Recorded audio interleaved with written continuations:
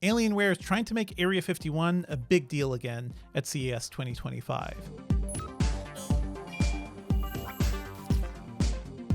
This year, the company is finally delivering a new full-sized Alienware Area 51 gaming desktop. It has a beautiful new case. It's going to be running the fastest and latest Intel chips and NVIDIA's next generation GPUs, which I don't know about at this point, but you can expect this thing to be a beast. It is pretty impressive. You know, I'm not a big full-size desktop fan. I'm more of a mid-size PC guy, and the Alienware Aurora mid-size is still going to be around, but I kind of hope Dell brings more of this design, especially the case aesthetics, down to the mid-size case too. The Area 51 desktop doesn't have an exhaust fan. Alienware says that they made the fan intakes in such a way that they create positive air pressure within the box, so just by having the sides up and everything and all the front fans, air pressure is still pushing stuff and heat exhaust out of the case. And according to Dell, from their own testing, when they did put a fan in there, kind of messed up that airflow a little bit, and they just found it worked better without the fan. So that's a cool thing. It should mean this is going to be a quieter case. It's also going to be using standard parts, so you can swap it out and change things down the line as you need to. It is just a really nice, really good looking desktop gaming rig.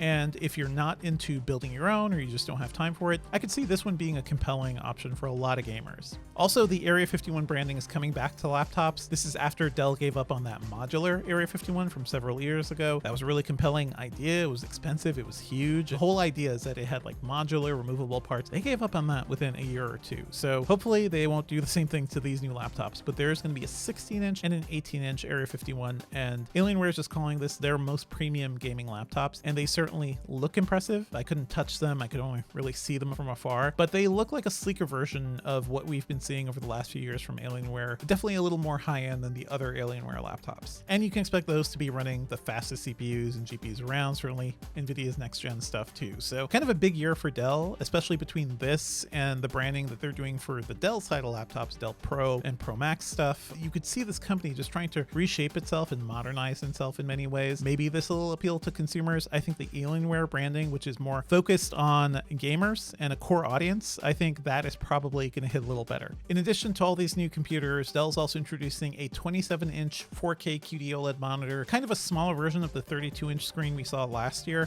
So it looks as good as the 32-inch I saw before. Dell says it has the highest pixel density of any QD OLED monitor. That would be 166 PPI, has a 240 hertz refresh rate. This is just going to be a really compelling and good looking monitor for people who want kind of a more standardized space or a more standardized size under 30 inches. All the Alienware PCs are coming sometime in the first quarter. The entry pricing, the cheapest pricing for the Alienware 16 and 18 will be $19.99. Dell says the launch configuration pricing will be $31.99, so these aren't going to be super cheap machines, of course. The Alienware 27 4K QD OLED monitor is going to be coming on January 22nd in China and in March in the US, and that's going to be $900. So we're big fans of Alienware laptops here. I'm definitely looking forward to spending more time with all of these machines, and maybe we'll even get that desktop in. Stay tuned to Engadget.com for more gaming hardware at CES 2025.